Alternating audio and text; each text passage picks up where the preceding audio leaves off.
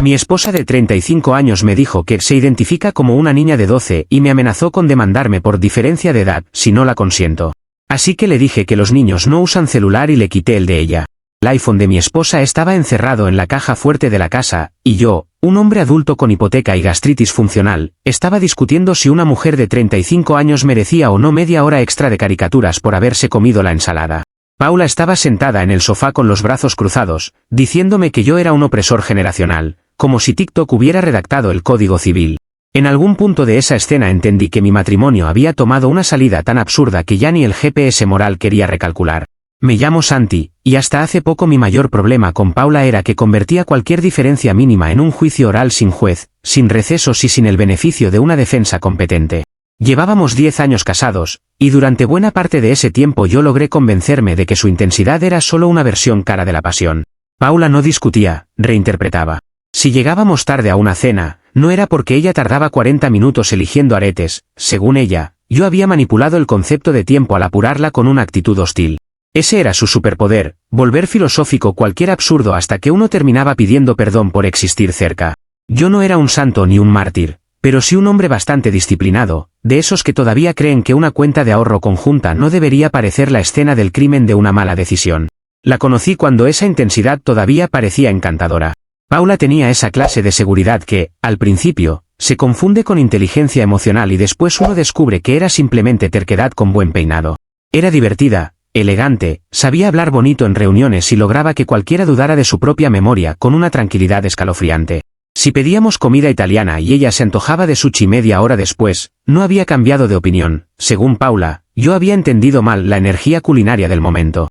Yo me reía, porque cuando uno está enamorado le pone subtítulos románticos a señales que en retrospectiva eran advertencias con luces de neón.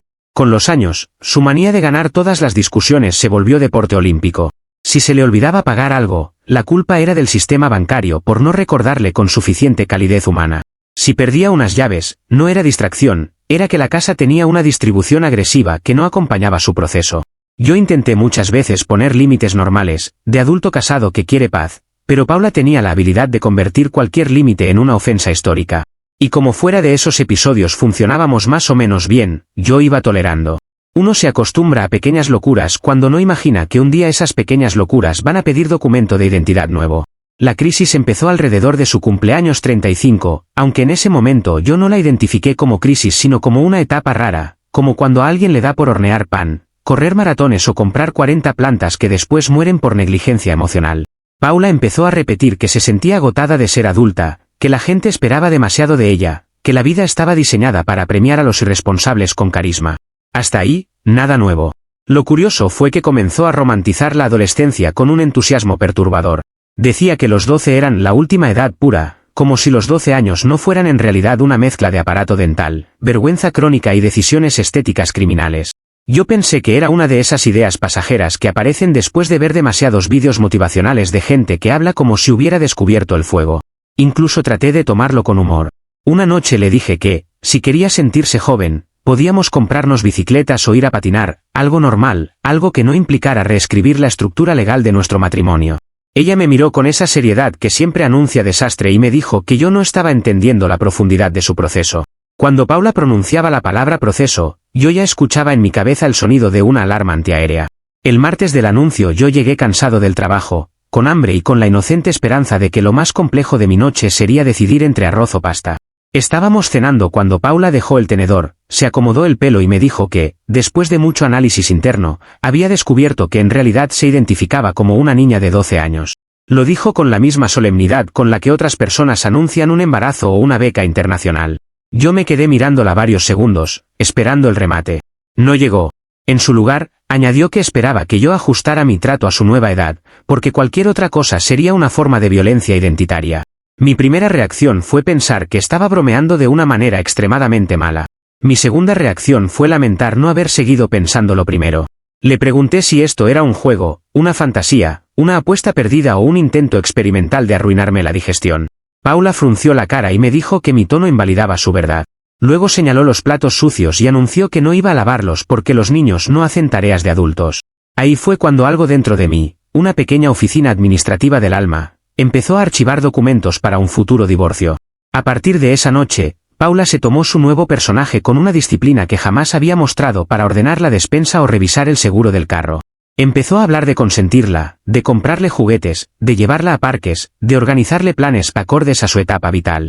Pero, curiosamente, su infancia personalizada no incluía perder privilegios caros. Seguía usando su iPhone de última generación, seguía navegando tiendas de ropa de lujo, seguía escogiendo vinos como si fuera sommelier con trauma. Quería la parte decorativa de ser una preadolescente y ninguna de las incomodidades logísticas. Era como ver a alguien intentar vivir una crisis existencial por suscripción premium. La amenaza llegó cuando vio que yo no estaba dispuesto a aplaudirle la performance. Me dijo, con una calma espeluznante, que si yo no respetaba su nueva edad y no la consentía como correspondía, podía denunciarme por abuso debido a la diferencia de edad técnica que ahora existía entre nosotros. Según su lógica, yo era un adulto casado con una menor porque ella había decidido mudarse espiritualmente de década. No me gritó ni hizo escándalo, peor, me lo explicó como si estuviera leyendo los términos de servicio de una aplicación. Esa era la especialidad de Paula, envolver locura en tono corporativo para ver si uno, por cansancio, firmaba. Yo la escuché completo porque a veces el agotamiento también tiene modales. Cuando terminó, le pregunté si de verdad esperaba que un juez, un policía o una persona que hubiera aprobado ciencias sociales en séptimo básico comprara esa teoría. Paula respondió que las leyes evolucionan y que yo era demasiado rígido para entender nuevas realidades. En ese instante confirmé lo que ya sospechaba, no estaba frente a una mujer confundida, sino frente a la versión deluxe de una discusión imposible. No quería comprensión, quería inmunidad.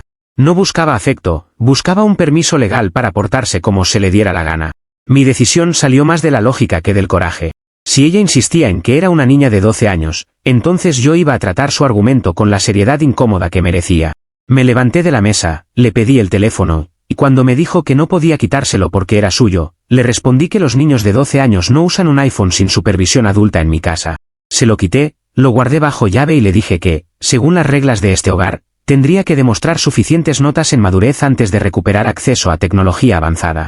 Paula me miró como si acabara de cometer un crimen internacional. Yo, en cambio, sentí una paz extraña, la paz humilde del hombre que por fin deja de discutir con el disparate y empieza a facturarlo con intereses. No resolví nada esa noche, por supuesto. Las personas como Paula no retroceden cuando el absurdo encuentra resistencia, doblan la apuesta y exigen aplausos por la creatividad. Pero al menos yo había trazado una línea simple, visible y bastante ridícula, que era exactamente el idioma que ella había elegido para comunicarse. Si ella quería convertir la casa en una guardería legal experimental, yo no iba a ser el papá divertido. Me prometí observar, limitar daños y no moverme un centímetro cada vez que intentara chantajearme con esa fantasía. Había pasado años negociando con una adulta que se creía siempre la parte más razonable de la habitación. Resultó que mi matrimonio se volvió más claro justo cuando ella decidió, oficialmente, dejar de ser adulta. Comentarios de la historia principal. Usuario anónimo 1 dice, a los 12 años yo todavía creía que el Nesquik era una poción alquímica de alto nivel, no una identidad legal con beneficios matrimoniales. Tu esposa no quiere volver a la niñez, quiere la parte de pedir caprichos sin lavar un solo plato. Básicamente quiere merienda escolar, pero con presupuesto de señora que compra serums. Respuesta de la OP, te juro que la descripción es bastante precisa. La semana pasada intentó pedir una cajita feliz en una cena de negocios con mi jefe, y cuando vio que nadie lo encontró tierno, se ofendió como si nosotros hubiéramos arruinado la magia. Yo ya no sé si vivo con una mujer en crisis o con una sitcom castigándome por pecados de otra vida. Usuario anónimo 2 dice, ponle hora de dormir a las 8, quítale acceso a la tarjeta y dale domingo de $10. Si de verdad quiere ser niña, que pruebe la experiencia completa, no la edición coleccionista con compras de $200. La infancia se disfruta más cuando uno no puede pagarse zapatos caros por impulso. Respuesta de la OP, no te voy a mentir, esa lógica me pareció impecable. Si vamos a seguir su teoría hasta las últimas consecuencias, entonces también toca descubrir que ser niño es bastante barato y bastante frustrante cuando el mundo no gira alrededor de tu capricho. Y sospecho que nada enseña madurez más rápido que ver una vitrina carísima con exactamente $10 en el bolsillo. Actualización 1. Una semana después del episodio del teléfono, descubrí que nada enfurece más a un adulto jugando a ser niña que encontrarse con las reglas completas del paquete. Durante esos días Paula se dedicó a caminar por la casa con un dramatismo insoportable, como si le hubieran arrebatado derechos humanos básicos y no un iPhone que usaba para ver bolsos que costaban medio riñón. Yo mantuve la calma y seguí con mi rutina, porque el silencio disciplinado irrita mucho más que la discusión. También tomé en serio el comentario de la gente sobre su nueva etapa y decidí que la coherencia no podía detenerse a mitad de camino solo porque a ella le convenía. Si quería 12 años, iba a tener 12 años sin beneficios ejecutivos. El primer ajuste fue económico, y debo admitir que fue una de las decisiones más pedagógicas de mi carrera matrimonial. Fui al banco, ordené mis cuentas, moví el dinero conjunto a un esquema donde yo pudiera evitar compras impulsivas absurdas y dejé bloqueadas las tarjetas suplementarias que Paula usaba como si fueran extensión de su estado de ánimo. No toqué nada ilegal ni raro, simplemente cerré el grifo de la fantasía. Luego saqué $10 en billetes pequeños, porque me pareció importante el detalle didáctico. Cuando uno va a ejecutar una política doméstica ridícula, conviene hacerlo con producción. El problema explotó en el centro comercial. Paula había salido sola, muy digna, seguramente a comprobar que su concepto de identidad también aplicaba para zapatos, maquillaje y alguna estupidez innecesaria. A la media hora me llamó desde una tienda, furiosa, preguntándome por qué su tarjeta rebotaba como si fuera una criminal. Yo le respondí, con la tranquilidad del hombre que ya eligió abrazar el caos con reglamento, que había reorganizado las finanzas porque los niños no administran libremente dinero adulto. El silencio que siguió fue tan corto como peligroso. Después vino una ráfaga de insultos jurídicos inventados que parecían redactados por una licuadora llena de demandas mal entendidas. Cuando llegó a la casa, venía con la cara de quien esperaba una disculpa, una negociación y quizá un chocolate de compensación. En vez de eso, la senté en la mesa del comedor, le deslicé los $10 y le dije que ese sería su domingo semanal. Añadí que, si quería ingresos extra, podía ganárselos con tareas apropiadas para su edad, como ayudar a limpiar el jardín, recoger hojas o regar las plantas sin pelearse con la manguera. La expresión de Paula fue gloriosa. Nunca he visto a alguien pasar tan rápido de «soy una niña» a «esto no es serio» cuando descubre que el personaje no incluye acceso a boutiques. Ella reaccionó exactamente como reaccionaría una persona que solo quería los privilegios teatrales de su invento y no la parte incómoda.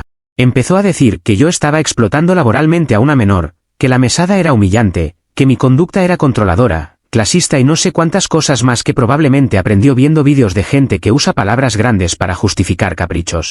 Remató diciendo que su abogada tomaría cartas en el asunto. Yo le pregunté, sinceramente intrigado, ¿qué abogada estaba dispuesta a meter su título profesional en ese pantano? Paula me respondió que una amiga suya ya le había dicho que lo mío era denunciable y que me fuera preparando. Esa amiga, por cierto, es de esas personas que validan cualquier delirio mientras no les toque pagarlo ni dormir con él. Se llama Lorena, tiene la moral flexible de una cuerda de bungee y una fascinación por sentirse revolucionaria desde cafeterías caras. Según Paula, Lorena entendía perfectamente que yo estaba violentando una transición etaria. Según yo, Lorena simplemente se estaba divirtiendo a costa de mi paciencia con el entusiasmo irresponsable de quien ve incendiarse una cocina ajena. Lo más ridículo fue escuchar que Paula la llamaba mi abogado, como si el sistema judicial aceptara defensa técnica basada en chismes y brunch. Como la situación ya estaba lo suficientemente absurda, decidí añadir estructura. Instalé control parental en la televisión y restringí el acceso a cualquier cosa que no fueran caricaturas, canales educativos y uno que otro programa de animales parlantes. No lo hice por maldad, lo hice por coherencia y por una pizca mínima, casi invisible, de venganza estética. Paula encendió el televisor esa noche esperando ver una serie de crímenes escandinavos y se encontró con una rana enseñando colores. Me miró como si yo hubiera demolido la democracia. Yo le recordé que el contenido debía ser apropiado para su edad y que, además, los niños no necesitan tanto true crime antes de dormir. Eso la enfureció más que el dinero. Hay algo particularmente humillante en descubrir que el universo que uno inventó para manipular a otro viene con una rana animada enseñándote a contar hasta 10.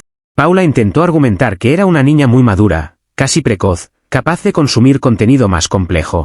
Le respondí que justo eso diría cualquier menor tratando de saltarse supervisión adulta, así que mi decisión quedaba firme. Ella salió bufando al pasillo, volvió a entrar, lanzó 2 cojines al suelo y anunció que estaba siendo víctima de opresión doméstica temática. Yo, que ya estaba demasiado cansado para seguir escalando el circo, le pedí que recogiera el desastre antes de seguir victimizándose. En lugar de calmarse, hizo un berrinche completo en la sala. Tiró otros cojines, pateó una manta, golpeó con la mano el brazo del sofá y me acusó de haber convertido nuestro hogar en un reformatorio. No fue un acto de rabia elegante, fue un despliegue infantilísimo, torpe, casi ofensivo para cualquier niño real con algo de dignidad. Lo más impresionante era que, incluso en pleno show, cuidaba no romper nada caro. Ahí entendí que Paula no estaba fuera de control, estaba perfectamente consciente de lo que hacía y midiendo hasta dónde podía presionar sin perjudicarse demasiado. Eso, sinceramente, me dio más claridad que miedo. Así que hice lo que me había prometido hacer, actuar con límite, no con debate. Le dije que esa actitud era inaceptable, que se fuera a su cuarto a reflexionar y que esa noche no había postre. Ella se quedó quieta, parpadeando, probablemente esperando que yo sonriera y revelara que todo era una broma. No sonreí. Repetí la instrucción con el mismo tono con el que uno le comunica a una aseguradora que no piensa renovarles nunca más. Y, para mi absoluta incredulidad, se fue al cuarto dando un portazo indignado, como si la gran injusticia de su vida fuera no recibir helado después de haber usado la sala como zona de desastre. Yo recogí los cojines, apagué la tele de la rana y me preparé un café porque algunas noches ya no piden descanso, piden cafeína y una conversación urgente con uno mismo. A esas alturas yo ya no estaba tratando de convencer a Paula de volver a la realidad. Estaba dejando que la realidad le cobrara alquiler dentro de su propia fantasía. El problema era que personas como ella, cuando ven que el teatro deja de producir privilegios y empieza a generar consecuencias, no abandonan el papel de inmediato. Buscan una salida nueva, una trampa nueva, un escenario donde todavía puedan ganar. Y por la manera en que Paula me miró a la mañana siguiente, con esa mezcla de ofensa y cálculo, supe que la función no se había acabado, apenas estaba cambiando de acto. Comentarios de la actualización 1. Usuario anónimo 1 dice, necesito saber si el abogado de 12 años cobra por consulta en tazos, estampitas de Pokémon o pulseritas de plástico fosforescente. Porque la sola idea de una defensa legal armada por una amiga que le sigue la corriente ya merece su propio dibujo animado. Tu casa no es un matrimonio, es una demanda ficticia patrocinada por Recreo Largo. Respuesta de la OP, lo mejor es que la amiga dice todo esto con una seriedad increíble, como si estuviera redactando jurisprudencia entre café helado y uñas nuevas.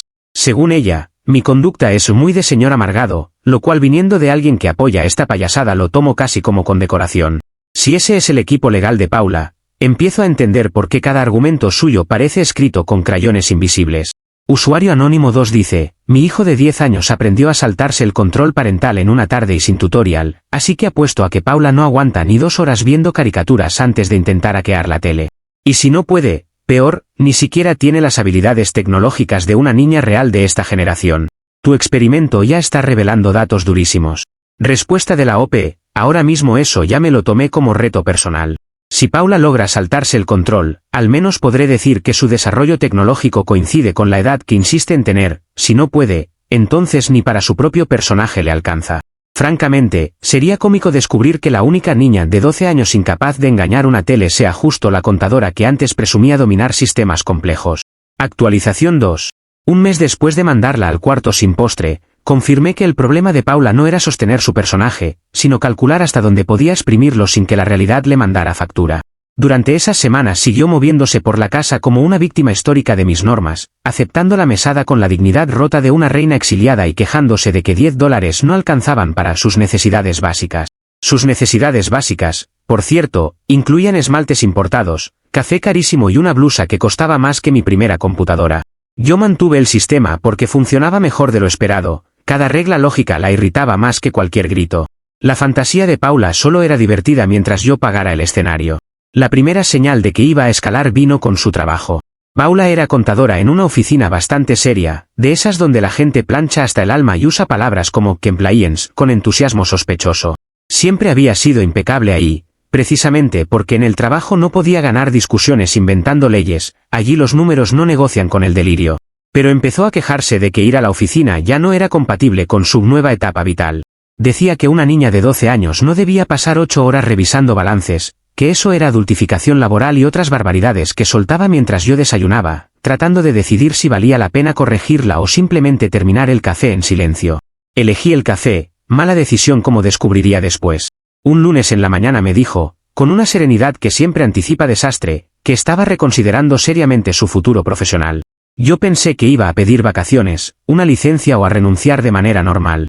En lugar de eso, soltó que, como niña, ya no tenía ninguna obligación de asistir a la oficina y que esperaba que yo entendiera esa transición con apoyo emocional y logístico. Le pregunté cómo exactamente pensaba explicarle eso a su jefe, un señor rígido que probablemente se plancha los calcetines. Paula me respondió que la gente verdaderamente inteligente reconoce cuando una persona está siendo fiel a sí misma. Esa frase, en su boca, siempre significaba que alguien más iba a pagar las consecuencias. 2 días después llegó el correo que me hizo considerar seriamente mudarme a una cueva. No lo vi al principio, me enteré porque el jefe de Paula me llamó al celular con una voz tan tiesa que parecía hecha de archivadores.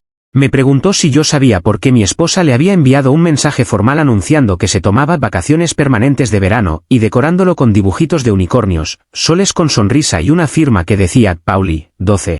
Hubo unos segundos en los que decidí si mentir, colgar o fingir un infarto leve. Ninguna me iba a salvar, así que opté por la verdad maquillada. Le dije que Paula estaba atravesando una etapa de regresión experimental y que, lamentablemente, parecía haberse tomado esa idea con un nivel de compromiso poco compatible con auditorías. Del otro lado del teléfono se hizo un silencio tan denso que juré escuchar cómo ese hombre revaluaba toda su fe en la educación superior. Luego me preguntó, muy serio, si aquello era una broma. Le respondí que ojalá. Le prometí hablar con ella y tratar de ordenar la situación, aunque en el fondo ya sospechaba que el daño estaba hecho. Paula no era de las que lanzan una granada absurda y luego aceptan que había sido demasiado. Ella era de las que, al ver humo, se convencen de que en realidad habían inaugurado una nueva forma de comunicación corporativa. Cuando colgué, me fui a buscarla a la sala y la encontré pintando una libreta con brillantina. Esa imagen, por sí sola, merecía pensión por daño moral. Le pregunté qué demonios había hecho. Ella me miró con una calma ofensiva y me dijo que simplemente había sido honesta con su empresa, porque una niña no puede vivir esclavizada por Excel. Añadió que, si su jefe era buena persona, lo entendería y quizá hasta le mandaría una canasta de apoyo. Le expliqué que el mundo adulto no funciona con stickers ni solidaridad mística, y que probablemente acababa de destruir su empleo por capricho ideológico. Paula se puso a la defensiva de inmediato. Dijo que yo siempre protegía al sistema antes que a ella, que me molestaba verla libre, y que en el fondo quería mantenerla trabajando para no asumir mi rol de figura proveedora. Es impresionante lo creativa que puede volverse una persona cuando necesita no admitir que acaba de cometer una estupidez monumental. La respuesta de la oficina llegó esa misma tarde. No hubo negociación, ni comprensión, ni comité sensible a su verano permanente. La despidieron por abandono de puesto y conducta impropia, con una formalidad tan impecable que hasta la carta parecía decepcionada. Paula leyó el correo, se sentó en el borde del sofá y empezó a llorar como si el capitalismo acabara de traicionarla personalmente. Entre lágrimas dijo que aquello era culpa mía por no haberla defendido mejor con su jefe, como si yo hubiera debido ir con una mochila al trabajo de ella a explicar que su contadora ahora vivía emocionalmente en 7º grado. La parte más absurda fue que, incluso llorando, seguía convencida de que el problema era la falta de empatía ajena, no el correo con unicornios. Esa noche intentó reformular la tragedia a su favor. Me dijo que, ya que legalmente ella era una niña, yo debía hacerme cargo de su seguro médico, de sus gastos, de su manutención completa y de cualquier necesidad extraordinaria que surgiera. Habló de dependencia económica con la solemnidad de quien cree haber encontrado un vacío legal mágico en el matrimonio. Según Paula, si ella no era un adulto funcional, entonces yo debía comportarme como responsable absoluto de su bienestar. Yo la escuché hasta el final porque, a estas alturas, dejarla completar sus teorías me daba información útil sobre cuán lejos estaba dispuesta a llegar. Y lo que estaba diciendo ya no era solo ridículo, empezaba a rozar lo peligrosamente conveniente. Fue ahí donde decidí soltarle una verdad que no le gustó nada. Le dije que, si insistía formalmente en no ser un adulto funcional, entonces la consecuencia lógica no era que yo me convirtiera en cajero automático con abrazo emocional. La consecuencia lógica sería que yo tendría que solicitar una tutela legal para proteger la casa, las finanzas y cualquier bien compartido de una persona que se declaraba incapaz de actuar como adulta. Le expliqué, despacio, que un tutor administra bienes, controla cuentas, toma decisiones patrimoniales y evita que el tutelado haga tonterías costosas. También añadí, sin alzar la voz, que en ese escenario yo tendría que liquidar activos innecesarios para cubrir gastos reales, lo cual incluía esa obscena colección de bolsos suyos que ocupaba más espacio que mi dignidad. Nunca he visto a Paula volver tan rápido del jardín de infancia al derecho mercantil. Su cara cambió de inmediato. Ya no estaba la niña ofendida ni la visionaria malinterpretada, estaba la mujer que por fin veía el boomerang acercarse en cámara lenta. Me preguntó, muy tensa, si yo estaba amenazándola. Le respondí que no, que simplemente estaba siguiendo su propia lógica hasta el final, igual que con el teléfono, la mesada y el resto de reglas que ella misma había activado. Le recordé que las identidades imaginarias son muy bonitas hasta que tocan notaría, banco e hipoteca. Y que el mundo legal, ese que tanto le gustaba invocar para asustarme, no reparte privilegios, reparte consecuencias, formularios y decisiones bastante feas cuando una persona insiste en declararse incapaz. Paula se levantó como un resorte y corrió al cuarto donde guardaba sus bolsos, como si necesitara confirmar que seguían ahí, respirando lujo y despropósito. Yo no la seguí. Me quedé en la cocina terminando un café ya frío, pensando que por fin habíamos tocado un nervio real. No era la dignidad, ni el amor, ni la supuesta identidad de 12 años lo que podía hacerla retroceder. Era la posibilidad concreta de perder control sobre sus cosas, sus cuentas y su imagen de mujer sofisticada. La crisis no se estaba curando con reflexión, se estaba topando con el único idioma que Paula siempre había respetado de verdad, el miedo a pagar un precio personal. El problema fue que, en vez de admitir que había llevado demasiado lejos su teatro, me lanzó una mirada llena de cálculo y orgullo herido. Y cuando Paula pone esa cara, uno no está viendo una rendición, está viendo cómo nace una idea todavía peor. Comentarios de la actualización 2. Usuario anónimo 1 dice, imagínate ser el jefe y abrir el correo para encontrar unicornios, verano permanente y la firma de una contadora que decidió renunciar como si estuviera llenando un cuaderno de 6º grado. Eso no es desempleo, eso es performance art con nómina. Si yo recibo una auditoría con purpurina, cierro la empresa y me voy a criar cabras. Respuesta de la OP, lo peor es que Paula sigue insistiendo en que las facturas se entienden mejor si uno les pone un poco de brillo visual, como si Hacienda fuera una maestra de manualidades. Su idea de coherencia era total, si se iba a hundir, al menos quería hundirse con estética de papelería escolar. No sé qué me da más vergüenza, el correo de unicornios o haber tenido que explicarle a su jefe que no era una broma elaborada. Usuario anónimo 2 dice, tengo una pregunta venenosa y la haré con gusto, ¿ya vendiste los bolsos o ella ahora dice que son mochilas para la escuela? Porque sospecho que la niña interior desaparece rapidísimo cuando ve peligrar el cuero italiano. Ahí sí les llega el desarrollo madurativo en tiempo récord. Respuesta de la OP, todavía no vendí nada, pero por primera vez la vi hacer cuentas mentales con auténtico terror adulto. Me dio la impresión de que la niña entendió de golpe el valor del dinero cuando imaginó no tener donde guardar maquillaje, recibos y orgullo. Es increíble cómo una crisis de identidad puede empezar a curarse apenas toca el closet correcto. Actualización 3. Otro mes más tarde, la obra completa de Paula llegó a su función de cierre con juez, expediente y una humillación tan precisa que hasta yo, que ya estaba agotado, tuve que admirar el sentido del humor del universo. Después de lo de su trabajo, ella pasó varias semanas en una calma rara, demasiado ordenada para ser sincera. No discutía tanto, no gritaba, no me lanzaba teorías nuevas a la hora de cenar. Esa tranquilidad no me tranquilizó en absoluto. Con Paula, la paz repentina siempre era el silencio de alguien afilando una idea estúpida. La citación llegó un viernes. Era una audiencia en un juzgado de familia relacionada con una denuncia presentada por ella, y cuando leí la descripción sentí que mi presión arterial intentó renunciar. Paula me acusaba, en esencia, de ejercer una especie de secuestro de identidad y de comportarme como un tutor abusivo que había limitado arbitrariamente la libertad de una menor autodefinida. Yo no sabía si reírme, llorar o enmarcar el documento como evidencia de que la realidad se había rendido. Llamé a un abogado de verdad, uno que cobraba en dinero y no en tazos, y le expliqué todo. Hubo un silencio corto y luego una frase maravillosa, por favor dígame que tiene pruebas de que ella es adulta. Nunca me había sentido tan orgulloso de un certificado de matrimonio y una cédula. El día de la audiencia, Paula apareció vestida como si Painte hubiera sufrido una lesión cerebral. Llevaba overoles, 2 trenzas tensas, medias altas y una expresión de inocencia ensayada que daba más miedo que ternura. No era un disfraz improvisado, era una declaración de guerra estética. Varias personas en la sala la miraron con esa mezcla de incomodidad y curiosidad que uno reserva para los accidentes sociales en tiempo real. Yo me senté, respiré hondo y asumí que ya no estaba peleando por ganar una discusión, sino por sobrevivir a un espectáculo que probablemente merecía vender entradas. Mi abogado, un santo en traje gris, me susurró que no reaccionara a nada y lo dejara fluir. Cuando empezó la audiencia, Paula habló con una voz más aguda de lo normal y trató de presentarse como víctima de un entorno insensible que se negaba a reconocer su edad verdadera. Dijo que yo le había quitado medios de comunicación, autonomía y acceso a entretenimiento, pintándome como un tirano doméstico con complejo de reformatorio. También afirmó que yo la había amenazado con volverla incapaz legal solo por no aceptar su identidad. Técnicamente no mintió del todo, pero amputó cada contexto como si editara un vídeo para TikTok. El juez la escuchó con una paciencia impresionante, de esa que solo tienen los hombres que ya vieron todo y aún así siguen decepcionándose. Entonces vino la parte hermosa. El juez le pidió, con absoluta normalidad, que dijera su nombre completo y su fecha de nacimiento. Paula dijo su nombre, pero cuando llegó a la fecha se irguió con solemnidad y afirmó que tenía 12 años, porque su alma no tenía arrugas y las estructuras oficiales no podían capturar su verdad. Nadie en la sala se movió durante un segundo. Fue uno de esos silencios donde hasta las sillas parecen pensar, no puede ser. El juez repitió la pregunta con más claridad, quizás regalándole una puerta de salida decorosa. Paula, necia hasta el final, dobló la apuesta y añadió que cualquier documento que indicara otra cosa era una violencia burocrática contra su identidad. Yo no necesité hacer nada. Ese fue el verdadero jaque mate. Paula llevaba meses creyendo que el sistema era un juguete retórico para asustarme, y por fin se puso sola frente a una mesa donde las fantasías salen carísimas. El juez frunció el ceño, revisó los papeles, miró a mi abogado, miró al de ella y luego volvió a mirarla como quien examina si tiene delante un acto de mala fe o un problema clínico real.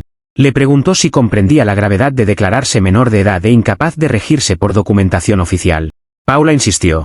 Dijo que yo la había forzado a extremos porque nunca quise comprenderla. En ese momento supe que no iba a salvarse ni con un milagro administrativamente viable. La respuesta judicial fue tan seca que casi sonó terapéutica. El juez ordenó una evaluación psiquiátrica obligatoria para descartar incapacidad o trastorno que afectara su juicio, y además le advirtió formalmente que, si continuaba presentándose como alguien incapaz de reconocer su identidad legal y operar como adulta, podrían iniciarse medidas para restringir su autonomía en asuntos patrimoniales y civiles. Lo explicó con todas sus letras: cuentas, coche, decisiones financieras, contratos, incluso derechos políticos podían verse afectados si ella seguía empujando esa farsa hacia una incapacidad legal. Yo vi la transformación en tiempo real. No fue espiritual ni poética, fue pánico puro entrando por los ojos y bajándole por la columna. Lo que pasó después fue el milagro biológico más rápido que he presenciado. Paula, que llevaba meses instalada en los 12 con disciplina fanática, maduró 33 años en unos 5 segundos judiciales. Enderezó la voz, se quitó la expresión de niñita ofendida y empezó a hablar como la contadora adulta que siempre había sido. Dijo que quizá había exagerado, que todo había sido una forma torpe de llamar mi atención, que se había sentido poco vista en la relación y que se dejó arrastrar demasiado lejos.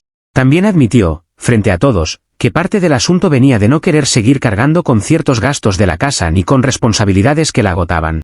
Fue una confesión tan desnuda y tan mezquina que hasta yo, que ya sospechaba eso, sentí un asco renovado. Legalmente, eso me ayudó muchísimo. Emocionalmente, fue el último clavo. Porque una cosa es convivir con una persona absurda y otra descubrir que su absurdo estaba calculado para manipularte, rascar privilegios y esquivar obligaciones compartidas. El juez dejó constancia del despropósito, cerró el tema con una advertencia seria y prácticamente desinfló el caso ahí mismo. Pero la justicia poética no terminó en la sala. Alguien, no sé quién y sinceramente no quiero saberlo, filtró un vídeo corto de Paula entrando al juzgado con trenzas, overoles y carita de inocencia. En menos de una semana, su círculo profesional ya lo había visto completo, pausado y probablemente musicalizado. La consecuencia para su imagen fue brutal. En el mundo contable, donde la gente ya vive al borde del colapso con cierres fiscales, descubrir que una colega fue al juzgado vestida de niña a denunciar a su esposo por no validarle una edad inventada no ayuda precisamente al networking. Paula empezó a quejarse de que nadie la tomaba en serio, de que una reclutadora había cancelado una entrevista y de que varias personas respondían sus mensajes con una cortesía glacial que olía a burla contenida. Yo, mientras tanto, ya había iniciado el proceso de divorcio con una serenidad casi religiosa.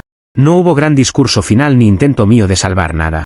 A ciertas alturas, el amor ya no muere peleando, muere agotado y en silencio. Ahora mismo ella trabaja doble turno en una tienda de ropa infantil para pagar su defensa, sus deudas y todo lo que antes esperaba poner en hombros ajenos. La ironía es tan fina que parece escrita por un guionista con rencor elegante, vive rodeada de juguetes, tallas pequeñas y mochilas con lentejuelas, pero ya no como fantasía identitaria sino como necesidad pura. Yo recuperé mi teléfono, mi paz, la televisión libre de caricaturas pedagógicas y la hermosa experiencia de llegar a una casa donde nadie me amenaza con teorías legales sacadas de una guardería conceptual. Hace poco la vi en Tinder, con una foto completamente normal y una biografía que decía que buscaba un hombre maduro que entienda que a veces soy una niña. Alguien le comentó abajo algo sobre terminar primero la primaria, y por un instante sentí que el universo, además de justo, tenía excelente timing. Comentarios de la actualización 3. Usuario anónimo 1 dice: el destino sí que cocina lento cuando quiere, ahora trabaja en una tienda infantil, rodeada de juguetes y cositas de colores, pero sin poder comprarse media estantería por impulso. Al final consiguió vivir en su fantasía, solo que con uniforme, de pie y cobrando turno doble. Eso no es karma, eso es artesanía. Respuesta de la OP: te confieso que cada vez que lo pienso me cuesta no reírme con algo de culpa y bastante alivio. Después de meses de absurdo, ver que la realidad por fin le puso horario, inventario y descuento de empleada me parece casi terapéutico. Solo espero que no intente pedir rebaja por rango etario porque ya no me sorprendería nada. Usuario anónimo 2 dice: lo suyo fue un prodigio médico, pasó de 12 a 35 años en menos de una audiencia y sin necesidad de pubertad, solo con escuchar al juez mencionar cuentas, coche y autonomía legal. Darwin estaría confundido, pero orgulloso de la velocidad adaptativa. Qué increíble cómo madura la gente cuando peligra la tarjeta. Respuesta de la OP: esa fue exactamente mi conclusión. Ni terapia, ni reflexión, ni amor con paciencia, el tratamiento más eficaz resultó ser el miedo a perder dinero, control y acceso a sus caprichos. Al menos me quedo con la tranquilidad de haber comprobado que su crisis de identidad tenía cura, solo que la receta venía firmada por un juez.